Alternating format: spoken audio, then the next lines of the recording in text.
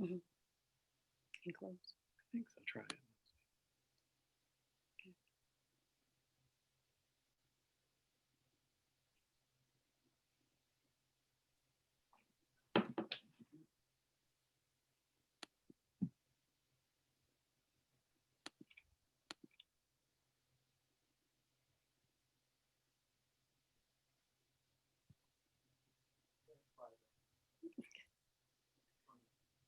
Okay.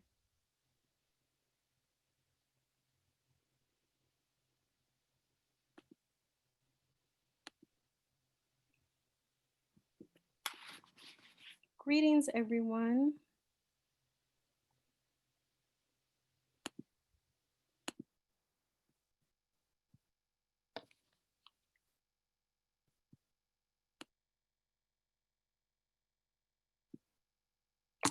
We're waiting for a few more people to join us. We're very excited to be partnering with the Tuxedo Project. Here at Source Booksellers, we've been very excited about these two authors, newly excited about Deesha Phil um, and we've been very um, very very happy and rooting for Bridget Davis for quite a while. And her book, the um, World According to Fannie Davis, is a 2020 Michigan Notable Book. So you maybe have heard about that book. And this book continues to surprise us. So we're going to talk about it again a little bit later. So we have both of these authors, and we love when authors support authors, talking about Deesha's debut short story collection that the Tuxedo Project has taken on to have conversations about.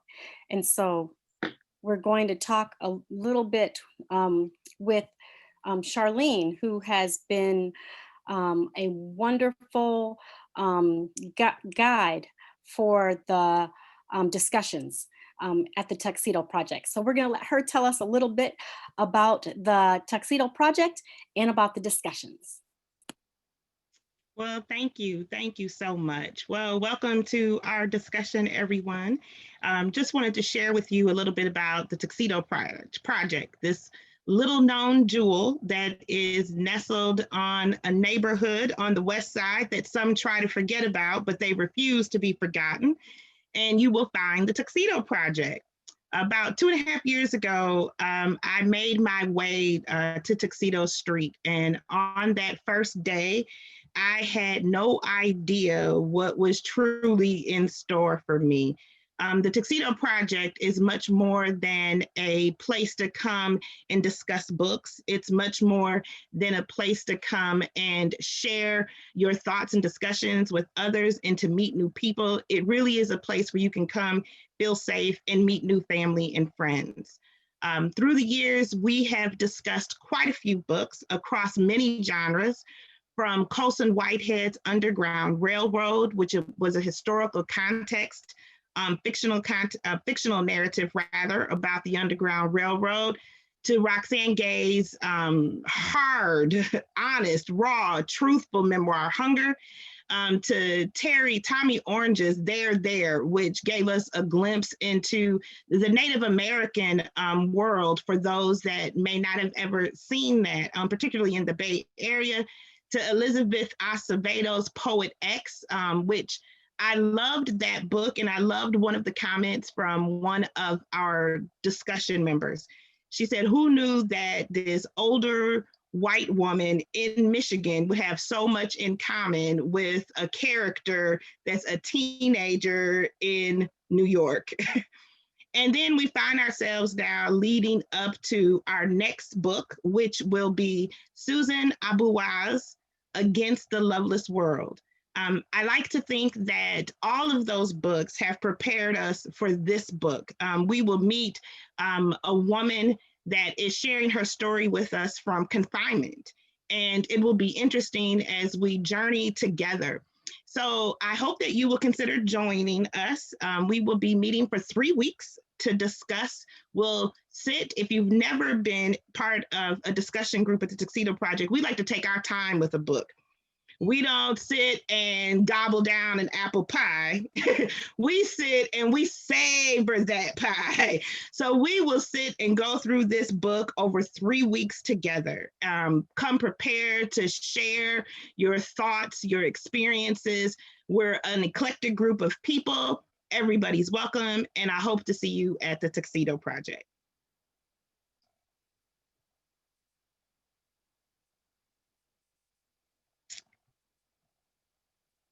And I think we go back to, okay.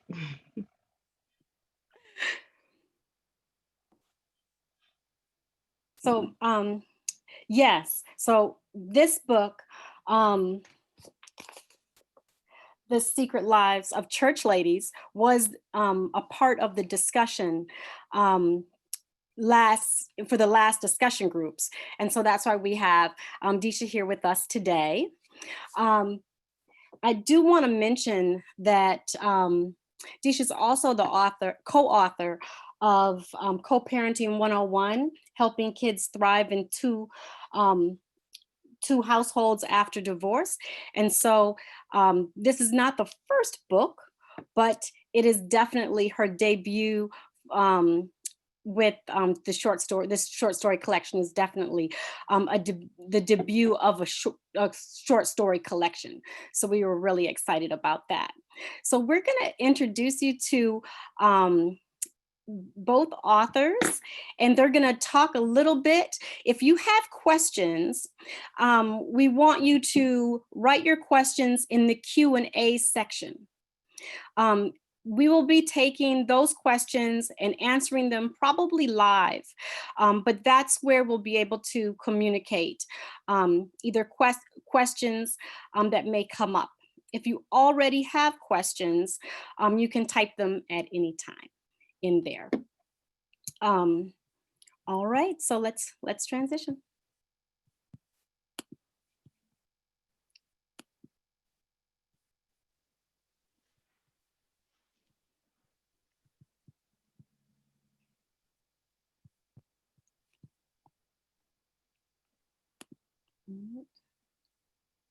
Allison, I think, yeah, there we go. Okay. There you go. Hi. So I think we're on, right? Is there I can hear you, but I can't see you, Bridget.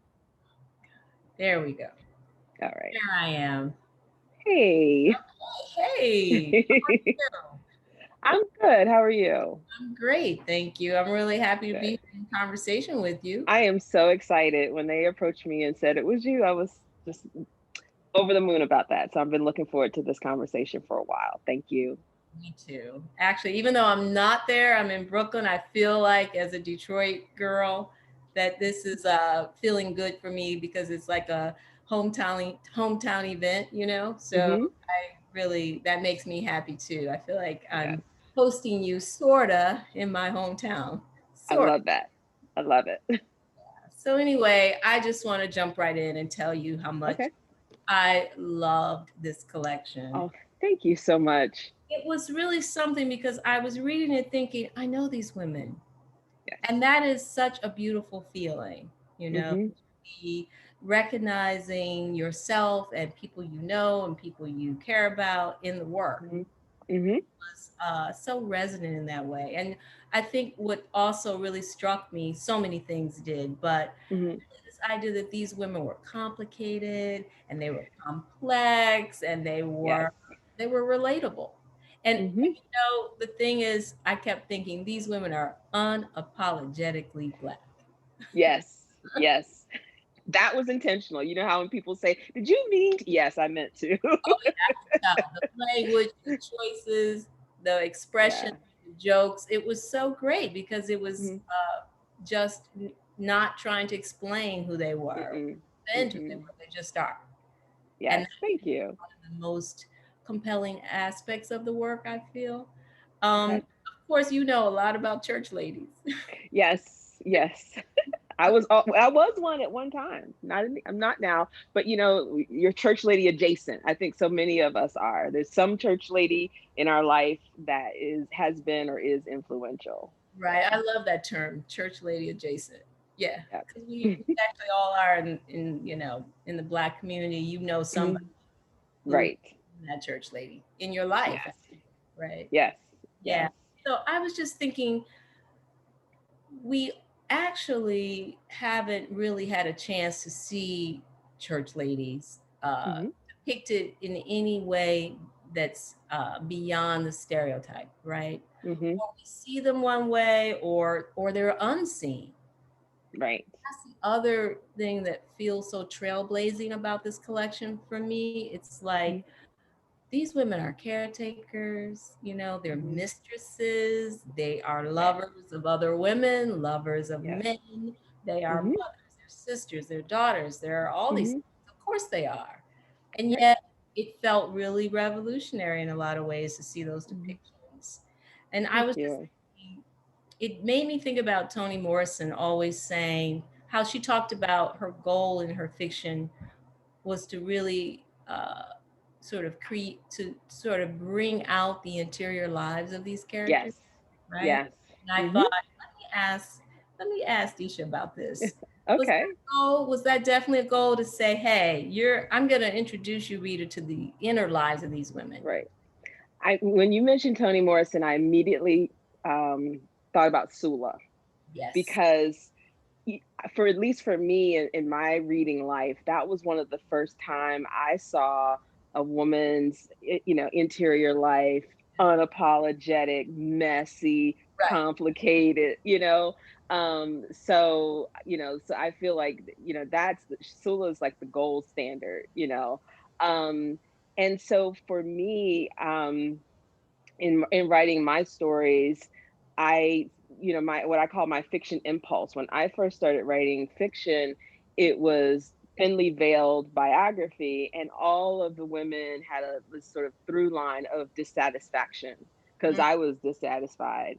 And so it was really kind of looking at my own interior life and working some things out. And then as I grew as a writer, it became less autobiographical, but still with that through line of discontent.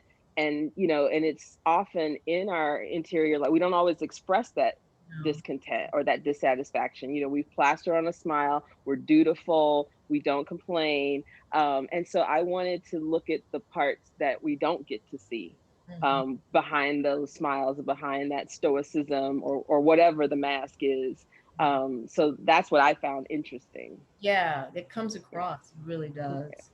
So I Thanks. have this question about that. Did Hmm. you basically know right away that you Hmm. wanted these stories to all move with this motif? For instance, Hmm. The Secret Lives of Church Women, I love the title because it's not Hmm. a title of one of the stories. Very Right. collections are that way, right? But it was as Yeah. though you clearly Hmm. understood the through line and the motif that Hmm. was running through all the stories. But the Hmm. writer in me is so curious. Did Yeah. you know that as you sat down to write each story, or did you look back and say, oh, Yeah. wow, this Hmm. is a consistent thing? Or was it a little bit of both? It was half and half, right? So that those early impulses around fiction, where there was some short fiction, but I've also attempted 3 novels, right? Oh, wow. And all of them were church ladies. The stories, the novels, but I didn't think of them. I hadn't phrased it that way to myself. But there was that dissatisfaction, Yeah. the sort of restlessness, um, putting on a face.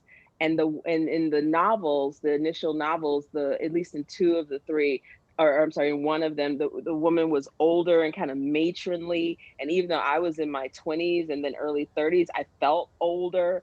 Um, and so it was more that they were kind of wedded to churchy things, but I didn't think of them as church ladies. And at the time, I was very much in the church. And so, you know, I wasn't very conscious of it. and then one of those novels I really kept going, and it had some potential. I went to Hurston Wright, and with that, started the novel and worked with Matt Johnson, and that was in 2007. And it just wasn't happening. And then a few years ago, I just shifted gears and started working on these stories. Again, they're church ladies. And I started doing readings at different places locally. And my agent is here in Pittsburgh as well. And she would support me and come to my events. And she had been very patient about the novel, because the co-parenting book came out, and she's like, anytime you want to put that novel out there. But she came up to me after one of the events and said, while the novel is, on the back burner, what if you made a collection of these church lady stories? They're really good. And I hadn't really thought of them that way. And so that's when I got intentional. And so, I've got the folder that lots of writers have with like bits of and pieces of stories, or maybe, a whole draft of something. And I look to see where I could introduce a church lady or someone who is church lady adjacent. Like there's a story in the collection, Not Daniel, where there's just one line where it mentions their mother's Jesus. Yep. And that's it. That's the only kind of relationship to the church that you have there. The first bit of the first few stories, it was not intentional. And then I got very intentional about it after that. So I wouldn't even say half. I would say like the first 2 out of the 9 stories, I was not thinking about a collection. I was not thinking about a theme. Amazing. That's even more impressive, actually. Thank you. Really, that's incredible. Yeah. I mean, you say you were a church lady. Yeah. Pastor. So I'm still adjacent. Though, because clearly I'm a little fixated. But yeah, I grew up in churches, and I was raised by my mother and my grandmother, and they sent me to church. They didn't go, except like, what do they call them? The Christmas and Easter committee, but I was sent. And so it was an interesting dynamic there. That was, of course, really confusing for me, that they made me go, but they didn't go. And so what was that about, And so I continued even into my adolescence and in my early adulthood, going to church. When I was in college, when like it seems like nobody goes to church, every now and then, I would darken the door at church. But by the time I was really working on this collection in earnest, I really wasn't actively going to church, but the church was still very much in me, and these women and their kind of tug of war with the church and their desires was still very much ripe and interesting for me. And maybe that distance was good, right? Yes. The world, but you had stepped away a little bit. Yeah. Yeah. I'm really fascinated by this idea of this dissatisfaction that moves lives. It felt really universal. Like I feel many women have similar stories, whether it's, anchored by a religious practice or not. But also I'm wondering, is there something really specific to Black women, you think, around this whole notion of carrying that dissatisfaction? Yeah. I think because the dissatisfaction has a root in propriety. And so we know that the world in general, and the church in particular, has, prescribed what is proper for women. We know that for Black women, though, it was like a double dose of that, because we really had to come correct and be proper, because we were fighting against the archetypes and the stereotypes of us as sexually available and, and hypersexual, not human, all of those things. And so that added another barrier, another burden for us in terms of, I think about a couple of years ago when as a protest, women, they're going to protest topless to protest street harassment. We can't do that. I mean, we can do it, but it has a different kind of resonance for us in the choices that we make in our activism, in our personal relationships, because there's that extra burden that we have to always present in a certain way in order to be seen as human, to be seen as respectable and worthy of you know, just basic decency and basic respect. And so part of unlearning that is sort of shaking off and saying that's somebody else's expectation. I'm not going to allow myself to be burdened with that. And I think that for Black women, it's harder because, you know, we're often seen as reflecting, you know, poorly or otherwise on our families. It's not just about us. You know, you're representing your whole family, you're representing your whole community, you're representing all Black people. And there's that, you know, the negative portrayals and stereotypes of us. It's lumped on us to sort of not act that way.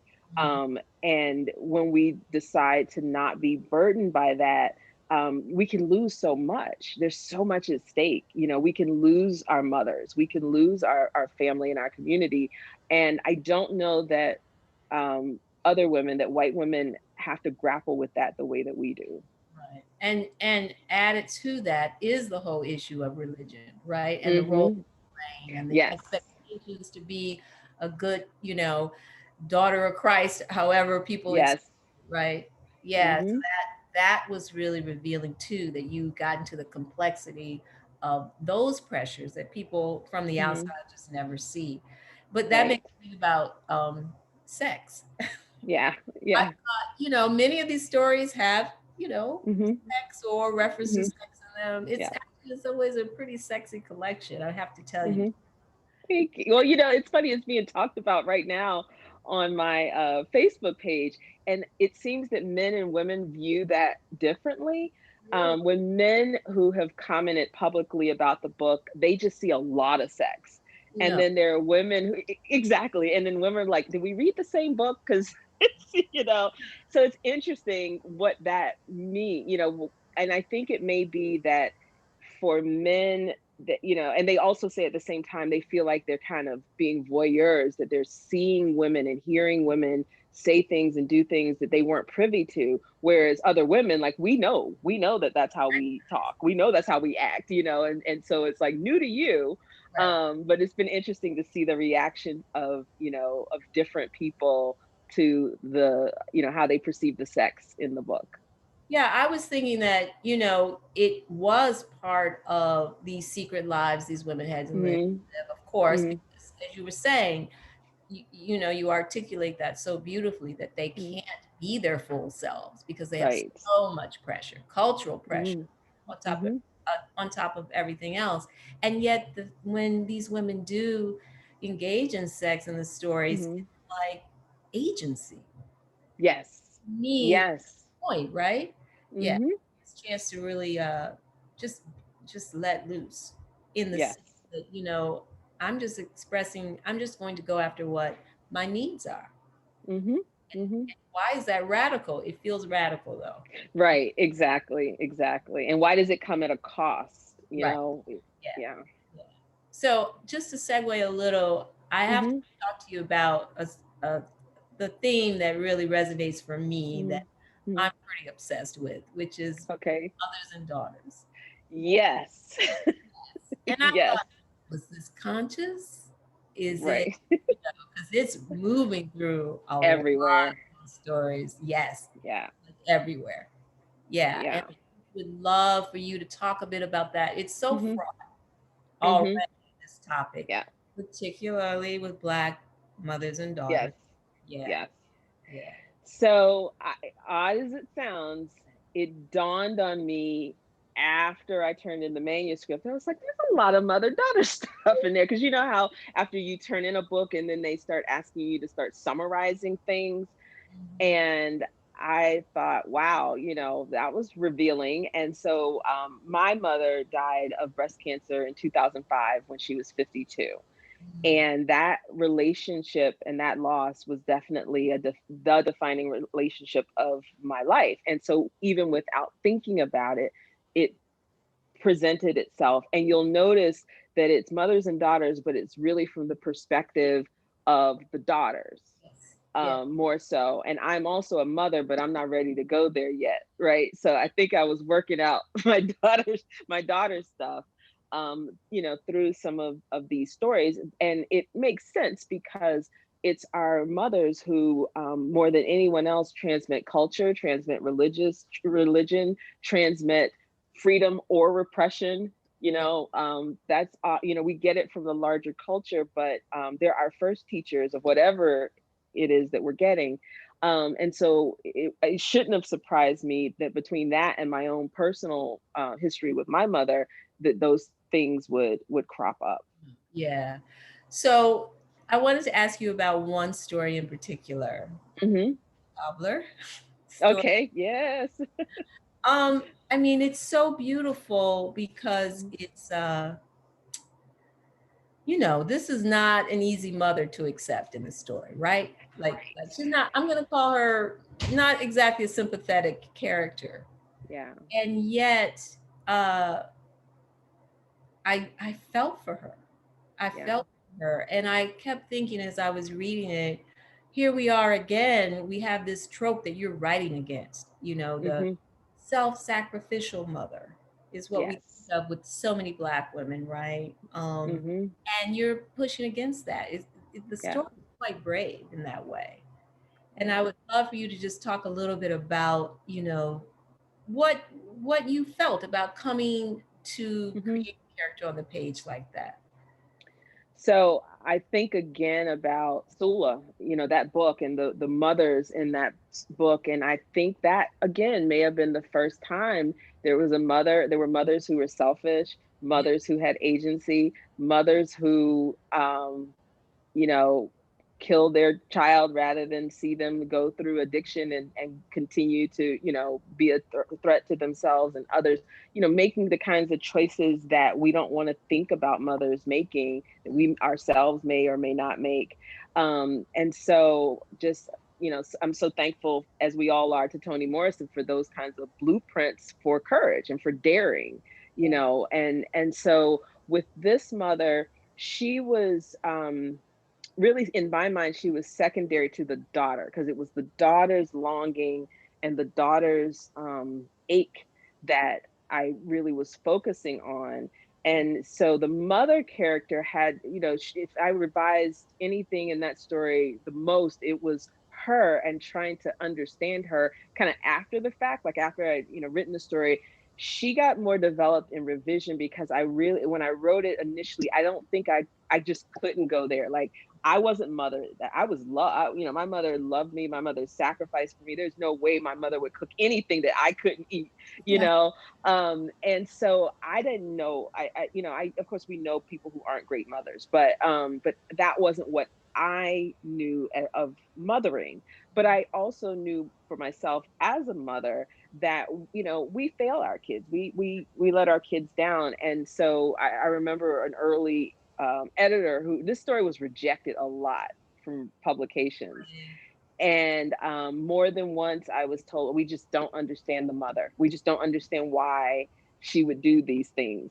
And so I just felt like, well, if we're looking at this through the lens of this child, as kids, there's plenty of things our parents do that we will never understand, why. And it just felt weird to come in and be like, and this is why, because her mother did this.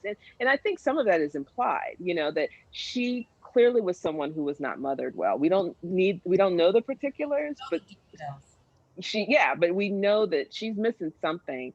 And so, but at the same time, I never wanted her to be completely just a demon, And so she was misguided, but she had this idea of a way to protect her child from Yep. disappointment, which was bizarre. But people make weird choices like that all the time, and it was not what her child needed, but that's what she had to give. And so I felt like it was more for the daughter to say, despite the ways that our mothers let us down, that there are these ways that we are still resilient, Sure. that we still fight back. Right. And she tried. We don't, it ends in a way where she doesn't, she feels stuck, but she did kind of fight back in her own way. Yeah. Yeah. I won't give it away, but Yeah. I'll say one more thing, that it felt like a novella. That's Mm-hmm. so it's fascinating to Yeah. me that you stuck with it and you said, all right, to whomever chose not to accept the story, that Yeah. all right, I know it'll have a home. It'll have a home in my own collection. That's right. I always believed in it. The other feedback, and I love that you said it felt like a novella because some editors said it's too long, and I'm fortunate that I have an agent who was formerly an editor, and so she works with me editorially in addition to representing me. And I would just say to her, like, Danielle, they keep telling me it's too long, and I'm trying not to be precious about this, and I'm a big proponent of revising, and revision is writing and all of that. I was like, I don't want to cut anything, and she said, I don't think you should. Yeah, yeah, yeah. you know Yeah, I'm glad she said that to you. I am. yeah.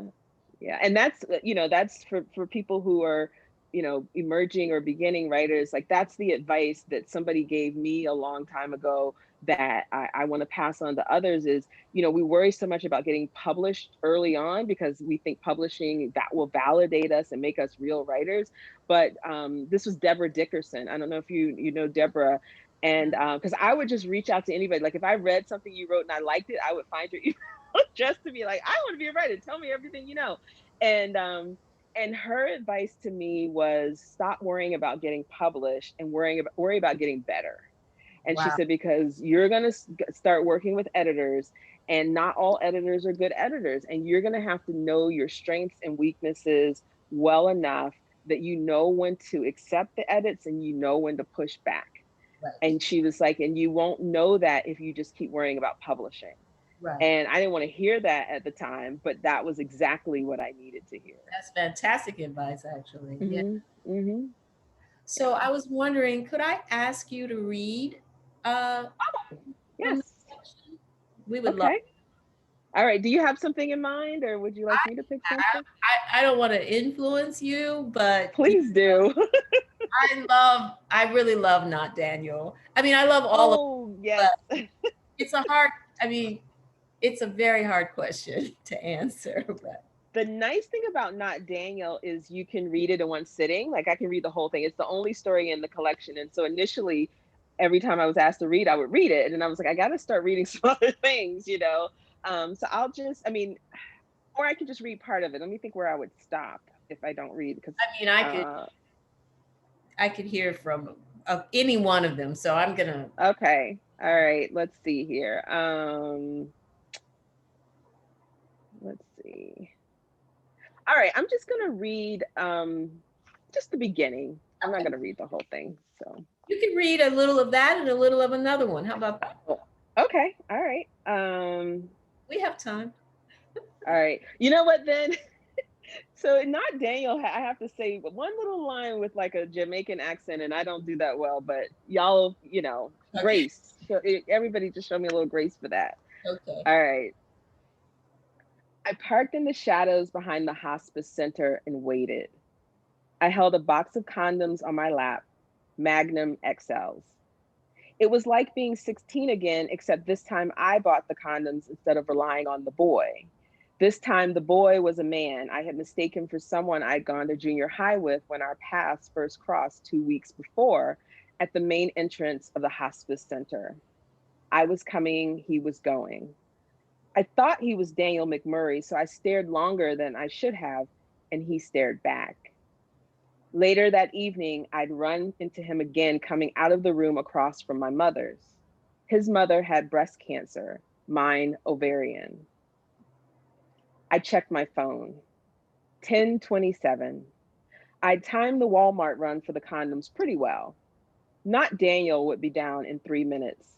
To throw Nurse Irie, the night nurse, off the trail, we never left or returned to the floor at the same time. Her name wasn't really Irie, but I called her that behind her back because she was Jamaican.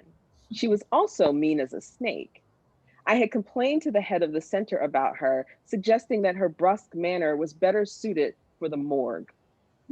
But Nurse Irie liked Not Daniel. She didn't cop an attitude when he asked questions about his mother's care. He told me that she even joked with him late one night as he walked around the floor in his skimpy running shorts. Why you keep running around here in those itty bitty things? Someone might mess around and give you a sponge bath. Nurse Irie was not a stupid woman. Perhaps she would put two and two together and figure out that not Daniel and I were, what were we? What do you call it when your mothers are hospice neighbors and the nights are endless and sleepless, and here's someone else who spent the day talking to insurance companies and creditors and banks and pastors and relatives and friends, some more well-intentioned than others. Someone else who is the dutiful son to your dutiful daughter. Another family's chief shit handler, bail bondsman, maid, chauffeur, therapist, career advisor, ATM. Here's someone else who both welcomes and dreads death as it loiters in the wings, an unpredictable actor. What do you call it when that someone else wears a wedding band but never mentions his wife by name? A wife and two kids back home in the next state over. Don't ask, don't tell.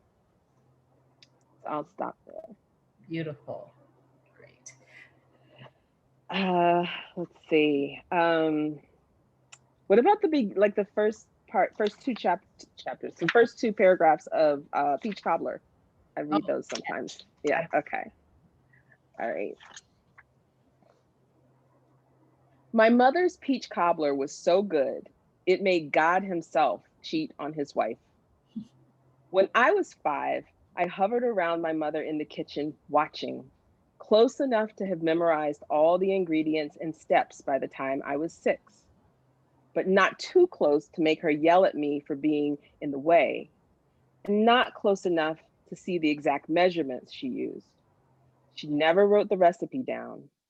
Without having to be told, I learned not to ask questions about that cobbler or about God.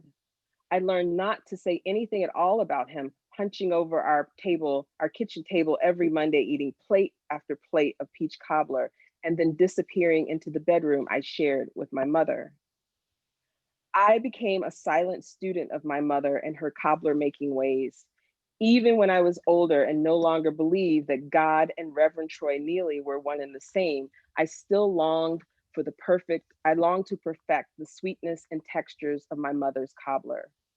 My mother, who fed me TV dinners, baked a peach cobbler with fresh peaches every Monday, her day off from the diner where she waited tables. She always said Sunday was her Saturday and Monday was her Sunday. What I knew was that none of her days were for me. Beautiful. So thank you. Just hearing it in your voice is really quite, moving, because I Thank felt you. that girl. I hear what you're saying, Yeah, all being from the daughter's point of view. It's the daughter's yeah, world. And yes. you're right, so much of our mothers' lives are mysteries to us. See what we see, but we don't always know what we're seeing. Yeah. And I was talking to someone about this recently because she has young children and she was fretting about what kind of mother is she in this pandemic and trying to how does she not break them and they don't end up, on the therapist couch or whatever. And I said, you do the best you can, and then it doesn't get better until you start to see your mother as a person and not as your mother. And for me, that wasn't until my mom had died. Like I was in my mid-30s before I was like, oh, she's actually a person. And there's no grace until then. Yeah, and sometimes when you start to do the math and you see how old your mother was at certain Yes. her life, right? And you Yeah. realize, whoa. Yeah. I mean, if your mother had children early, if you think about your life at that point, like what you're doing in your 20s versus what Yes. grappling with. Yeah. Yeah. It's And pretty, you've written a whole book about your mother. Like, talk about courage. Oh my goodness. it takes the time it takes. I'll put it that way. Okay. I understand, what it means to give yourself the distance. Yeah. My Yeah. mother died over 2 decades ago. And Mm. it's only recently that I felt capable, Mm-hmm. writing about her and with any kind of clarity and distance. It takes time.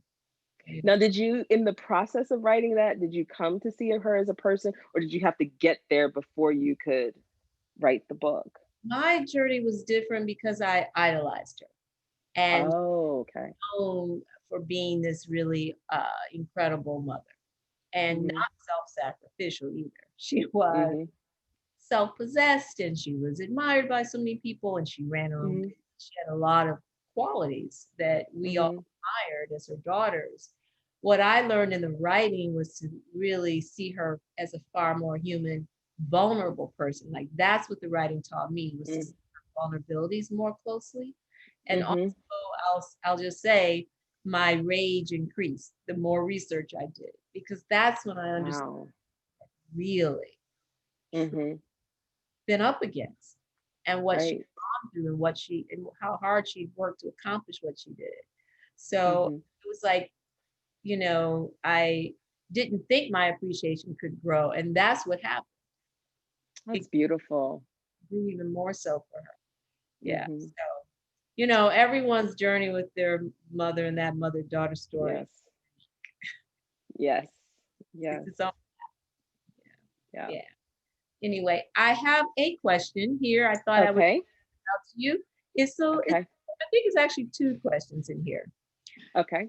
All right. It said, this person said, in the stories, How to Make Love to a Physicist and Peach Cobbler, the daughter's experience of religion and spirituality is filtered through the mother's experience.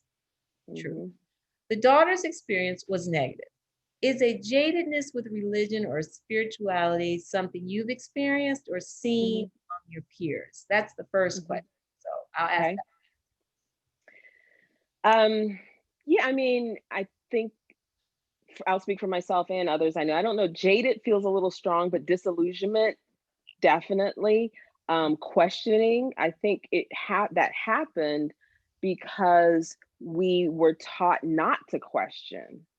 Mhm. And then when we arrived at a place in our lives where we began to question, our tie to the church just didn't hold up under the scrutiny. Um, and so that is definitely been my experience and that of others I know, but I would not say that that drove the stories. It was more the women. That was my impetus. That was the impulse first for me, is the women, because those women just loomed so large in my imagination and in my development and understanding of myself and what kind of woman did I want to be in the world. And I was watching them from the time I was little. And so I think about something that the filmmaker Pedro Almodovar said when he made this film called Bad Education, and everyone was like, "Oh, that's his indictment of the Catholic Church," and he was so annoyed by that, and he said, "I've been making films for 30 years. If I was going to indict the Catholic Church, I wouldn't have waited 30 years to do it." He's like, "This is about these boys and the what happened to them."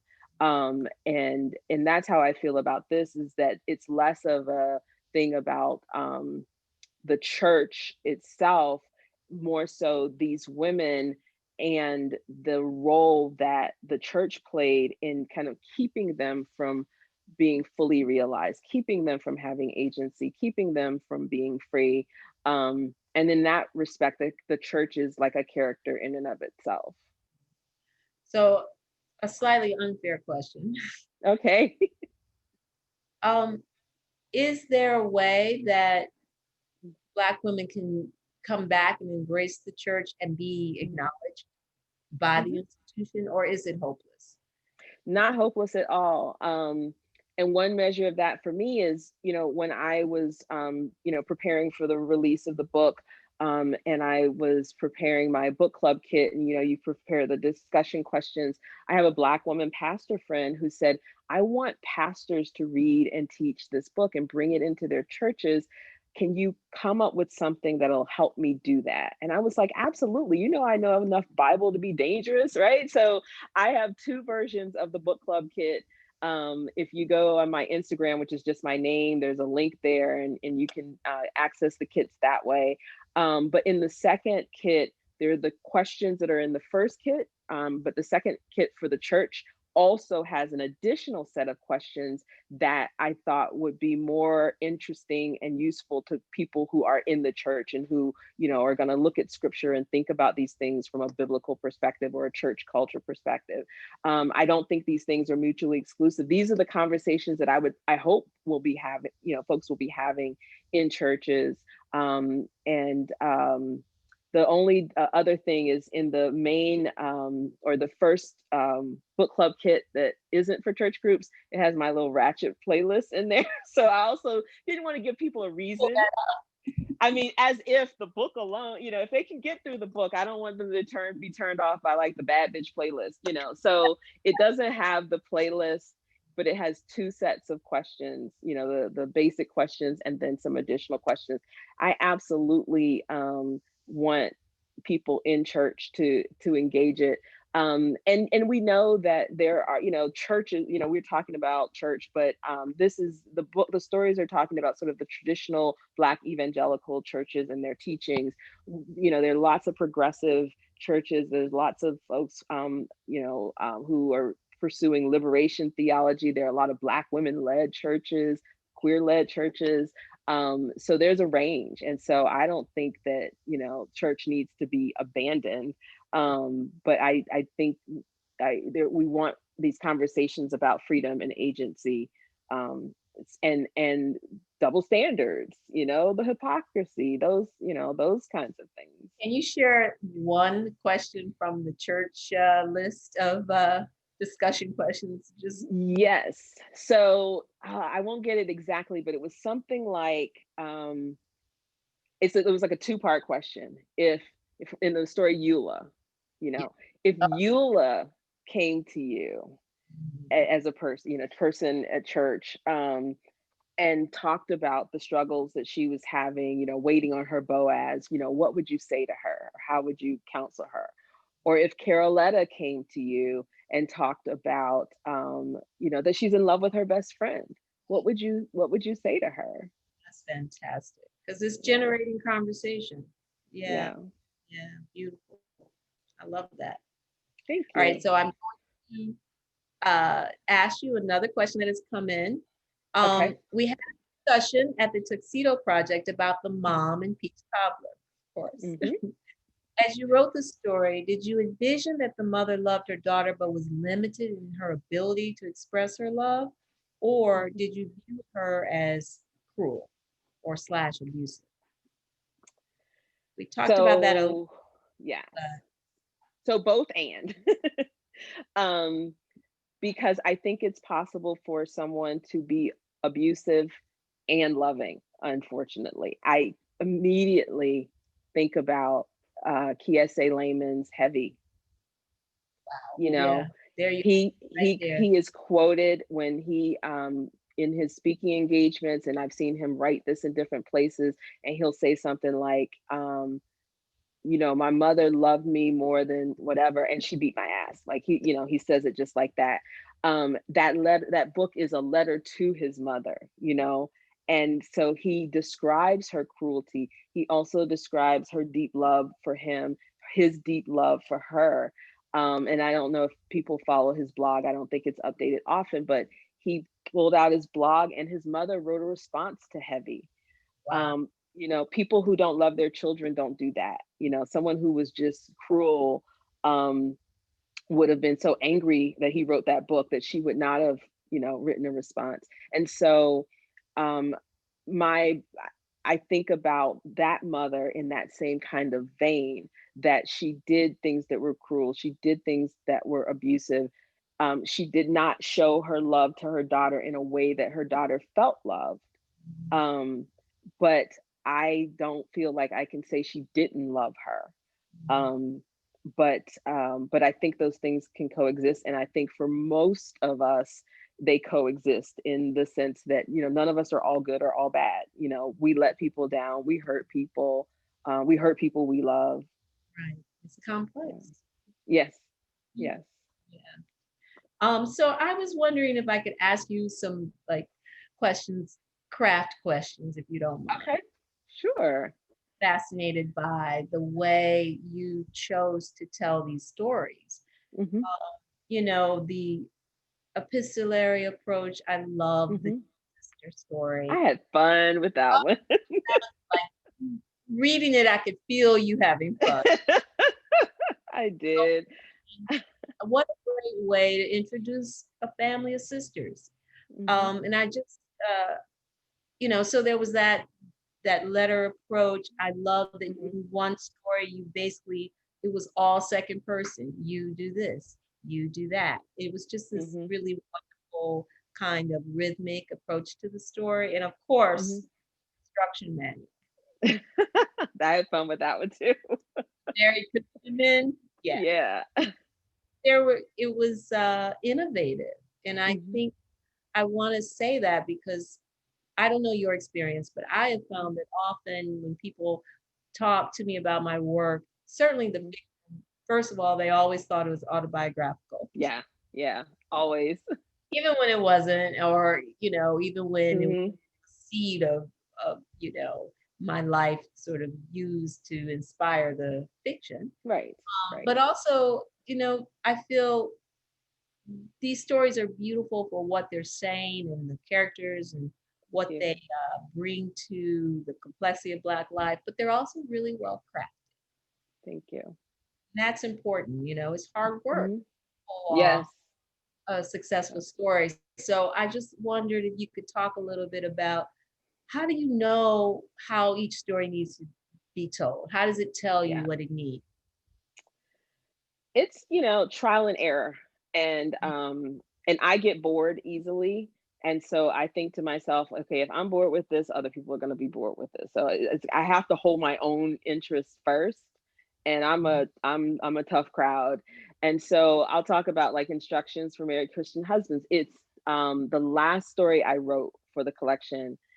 And um I had a couple of different pieces of stories, and there was one that maybe I had written 10 pages of.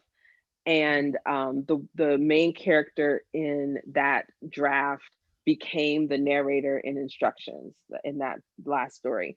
But it was a traditional narrative, and it's a woman, and she, the thing about chasing, not chasing, because I would not say she chases, but her involvement with these particular men of these who have these very particular types of wives, that was from the original narrative. And so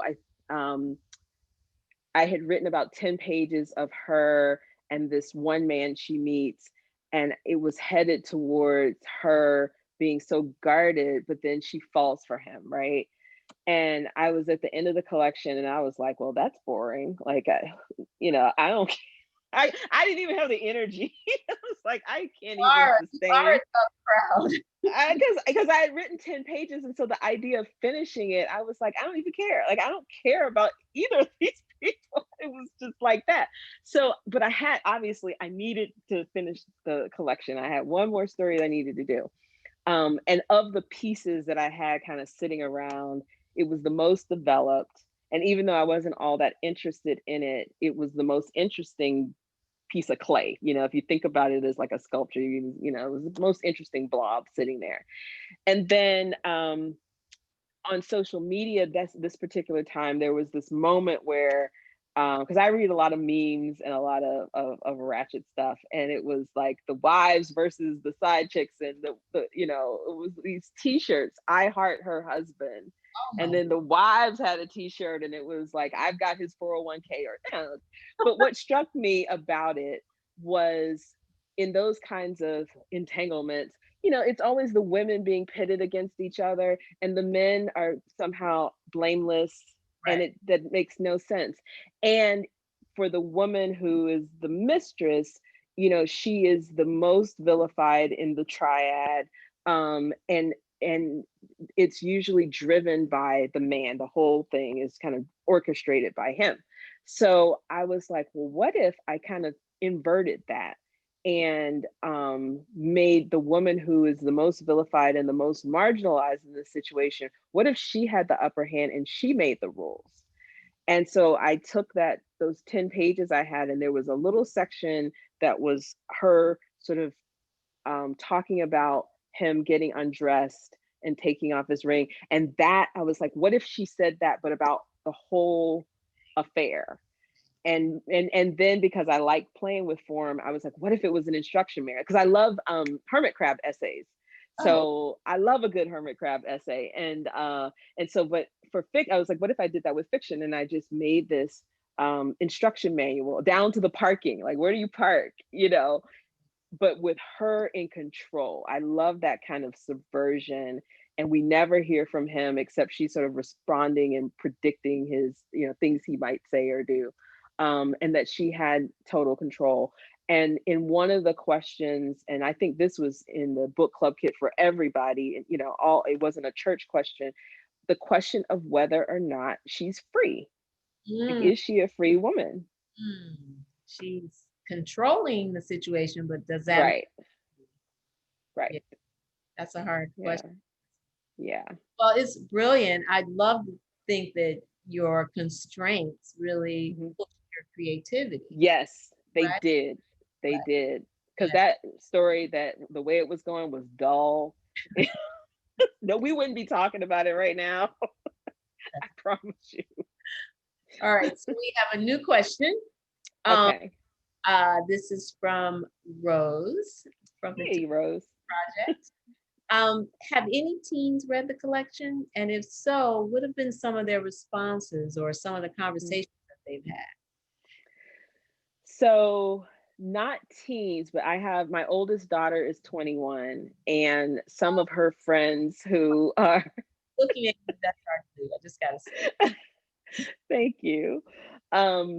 Some of her friends, you know, I was saying, you know, if anybody wants a copy, I'll send you a copy. You don't have to buy it. And so some people, young people in that age group, have read the book. And usually Eula, the first story, is the story that gets everybody. They read it and then they message me and go, "Oh my God!"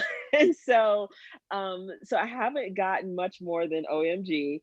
But what I'm hoping happens for young people is that they're not like, you know, me and other people I know, like 40 or 30 something, trying to get free, you know, trying to unlearn, that they can start, maybe the collection, maybe reading these stories will help them start to ask some of the questions that we started to answer much later in life. And someone asked me if I thought it could be appropriate for teenagers. And I thought, you know, a high school, like a 12th grade class could handle it.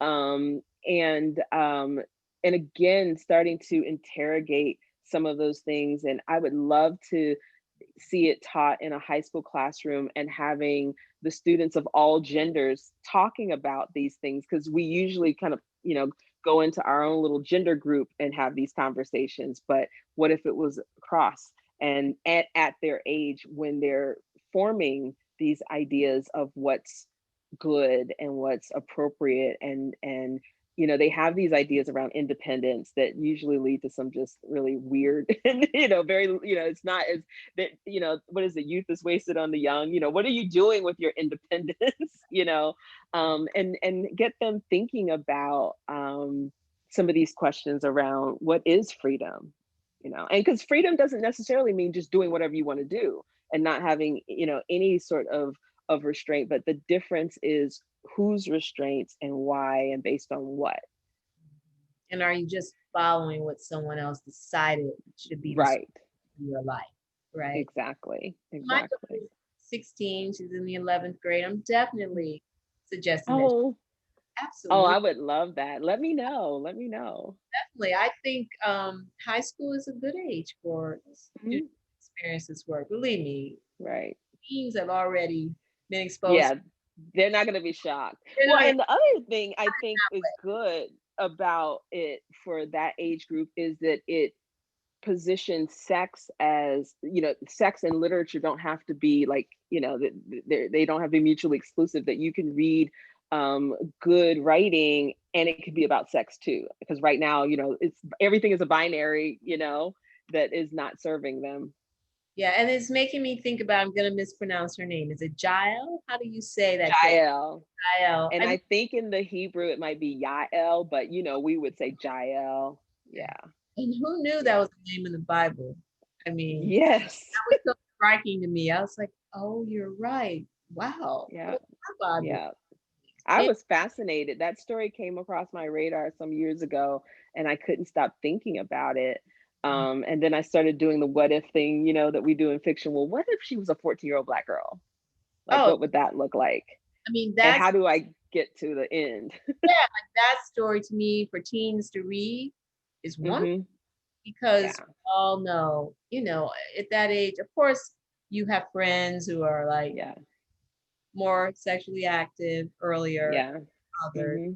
and then I'm jumping around a bit, but unfortunately, a lot of young women know about predators in their community. Yes. Right. It gives you, as we were saying earlier, Mhm. it gives you the language to begin to, Yes. you know, A little bit of a revenge fantasy because so oh, many of us, our generation, we suffered, and we suffered in silence, or we just sort of laughed it off because we didn't say, hey, this is harassment, or that is assault. Like, you should not be putting your hands on me. Or it was chasing, it was fun, it was playing, or he likes you, or that sort of thing. And so I think that she is perhaps the bravest character in the collection because she pushes back more than anybody, I think. yes, yes, And so many of us, and it wasn't that we lacked courage, but, perhaps out of fear or confusion or whatever it was. And so it felt good. I felt like I kind of did that. The way she handles herself is for all of us girls that, were afraid to fight back. yeah, they say, we often create characters who are braver than us. Yes. Oh my gosh. Yeah. She's way braver than I ever was. Truly. Learn about her through her diary, I thought was such an effective, again, the Mhm. form, Yes. such an effective device because it's her voice. It's her Hmm. unfiltered voice. Yes. Doesn't know anyone's reading it. And Right. so how often do teenage Black girls get to just speak, Hmm. right? So it's Yeah. quite powerful like that. Yeah. Yeah. And Um, and even though there's stories in there about all sorts of things, I think I was probably most self-conscious about the things that she said, believe it or not. really, Um, and then but I was like, we're gonna rock with this because this is what she's thinking, and she's putting in her diary, thinking that no one else is gonna see. And we had some of those thoughts too, as girls. And so if anything made me blush, it was her. you mean because of her age or she Well, was so she was just so blunt. She was so that's great yeah. for that actually.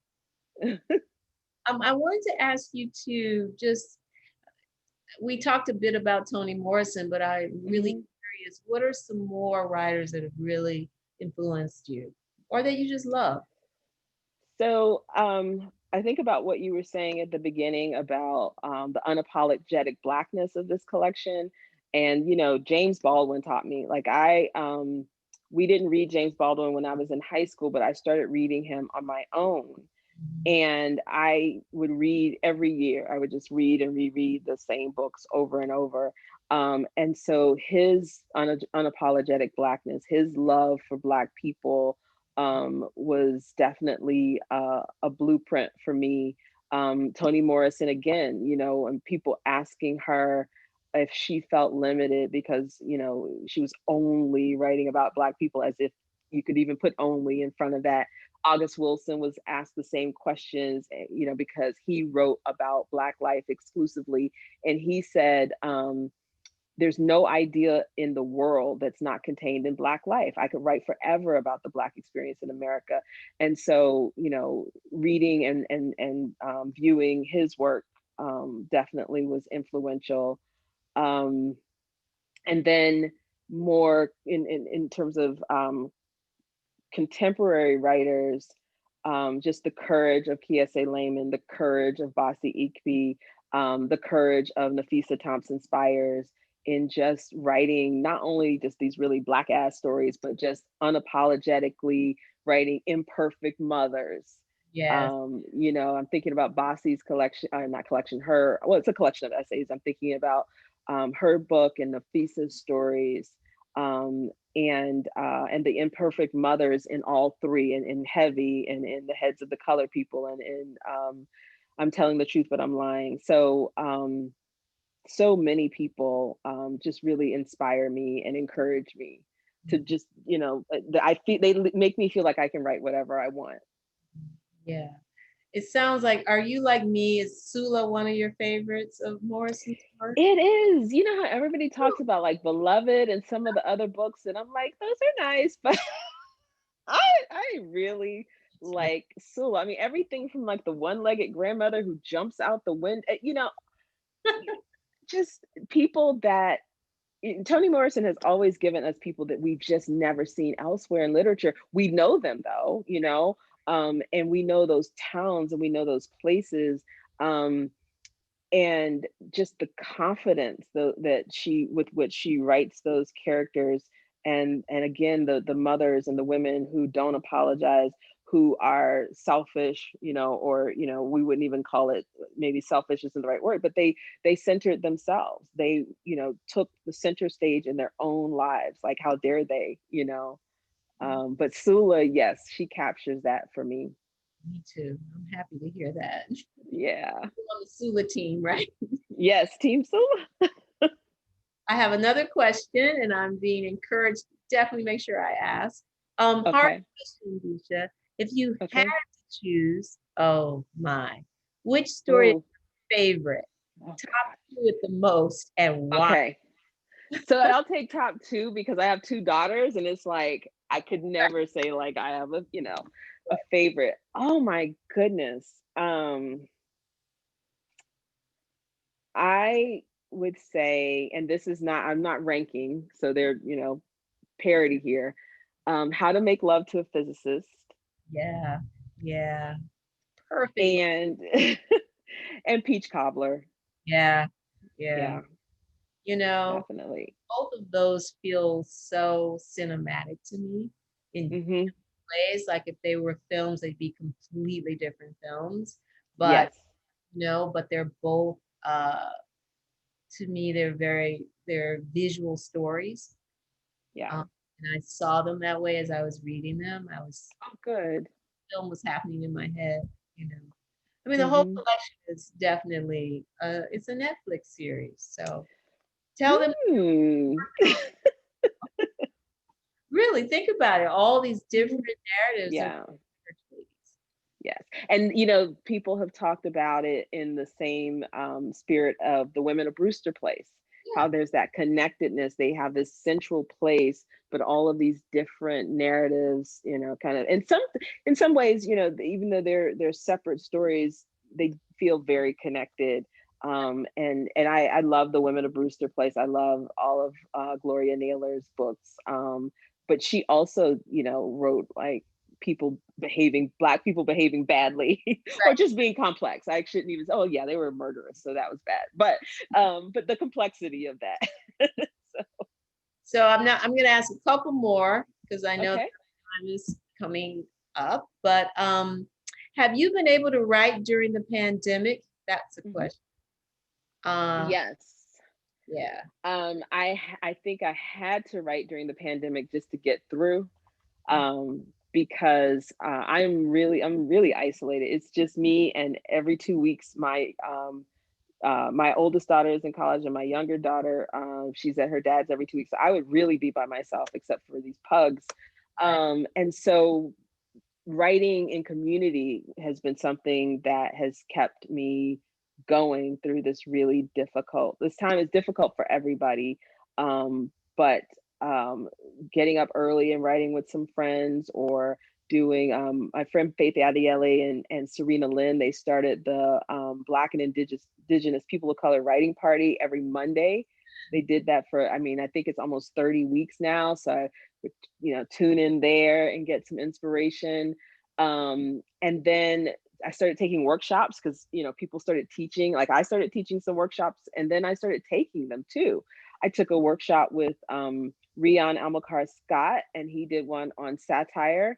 And I tried my first hand at satire, and there was a little magical realism thrown in there. And so, I took some risks that I may not have taken otherwise. during this time. And I think maybe it's because we got a extra reminder of our mortality and how fleeting this all is. And it's like, how many things can I possibly do right now? Now, I say that as a caveat because there are days, and it's okay if it's more than a few days, when you just don't feel like doing anything. And like I spent probably the first month or so just eating a lot of pork rinds. And I wasn't writing anything. And so whatever this time is for people, I think let it be what it's going to be. And so for me, it's been that mixed bag where I had some times where I just wasn't doing anything, but then there are other times where I would have this burst where I was just really open and didn't feel like I had anything to lose, right? Right, right. It's a time of experimentation, really, in a lot of. Another Yeah. question did pop up. I'm just going to try to Okay. get quickly. Okay. Do you envision any of the stories transitioning into a standalone novel? I see the potential for some. I don't have plans right now. The novel that I'm working on is not connected to this collection. It's the one I've been trying to finish since 2007. It does have a church lady. She is the first lady of a mega church. Her husband is a mega church pastor, and it'll be in the same spirit of these books, where it's serious stuff but also funny. I think it'll be funny. But I don't know that I'll revisit any of these, at least not in this form, in terms of like turning it into a novel or something like that. No plans right now, but you never say never.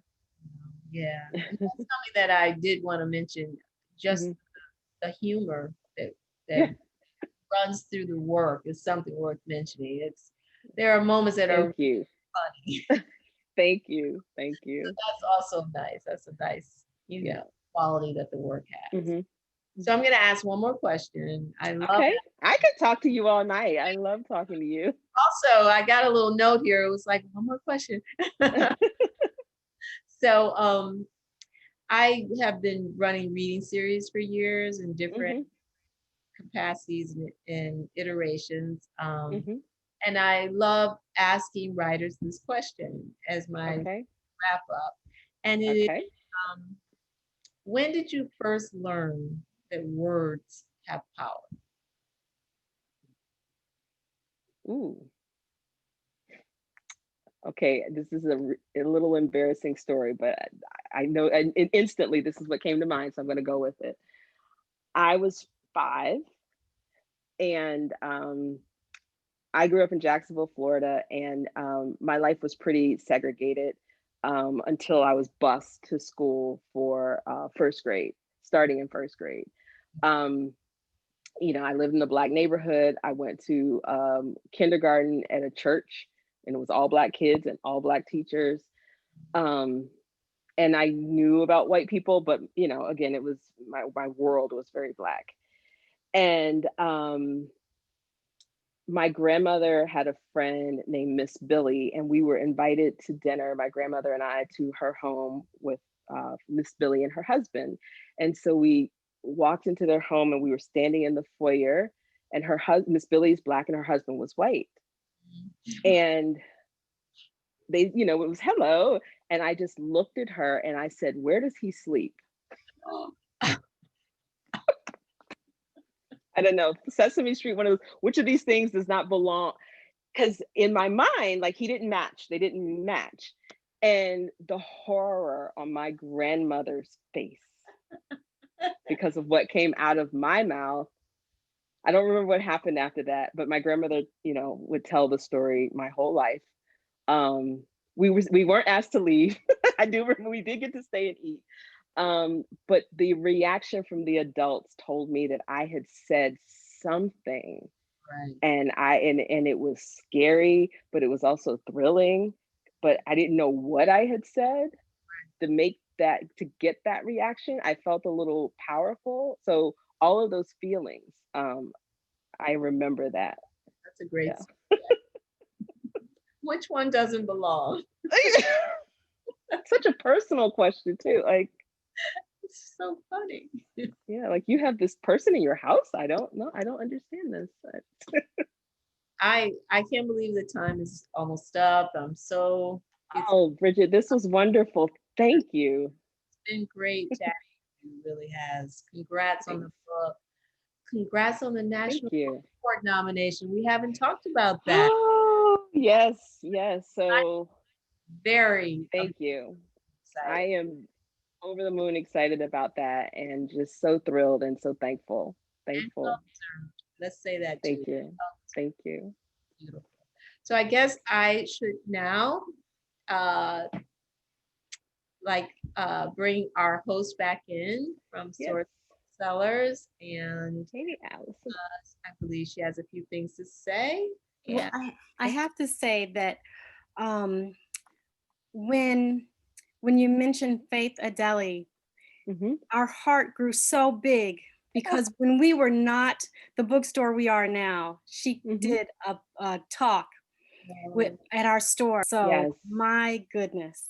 Yeah. She is one of my oldest friends and dearest friend in general, writing friend. She's just a friend to writers in general. I think everybody has a Faith story. Mhm. She used to live here in Pittsburgh, and I would sit in her living room and we would write.